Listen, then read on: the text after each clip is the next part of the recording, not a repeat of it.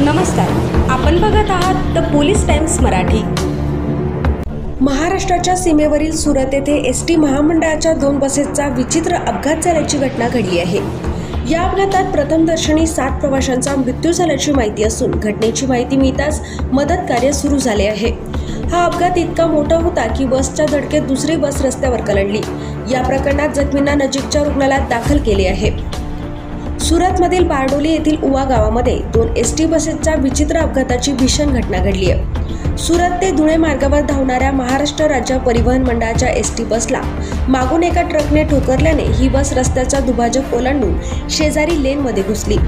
त्याचवेळी त्याच मार्गावर जामनेर ते सुरत धावणाऱ्या बसला धडक लागल्याने ही बस रस्त्याच्या खाली घसरून तिने पेट घेतला। दोन्ही बसेसच्या चालकांचा जागीच मृत्यू झाला आहे। या अपघातात 7 ते 8 जणांचा मृत्यू झाल्याची प्राथमिक माहिती आहे। हा अपघात इतका भीषण होता की दोन्ही बसचा चक्काचूर होऊन एका बसला आग लागल्याची घटना घडली आहे। बस क्रमांक MH18 BZ 1258 सुरत ते धुळे मार्गावर धावत होती। गुजरात हद्दीत व्याराजवळ ही बस आली असताना मागून येणाऱ्या एका ट्रकने धडक दिली।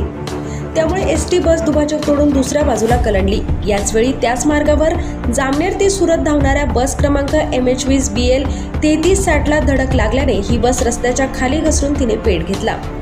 या दोन्ही बसमधील चालकाचा मृत्यू झालाय, तर 5 ते 6 प्रवाशांचा होरपळून मृत्यू झाला आहे, तर अंदाजे 4 ते 5 प्रवाशांना गंभीर होरपळले असल्याची माहिती मिळाली आहे।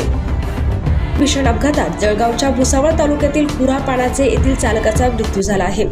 सुरत येथे भीषण अपघातातील बस क्रमांक MH20 BL 3390 ही जामनेर आगाराची होती।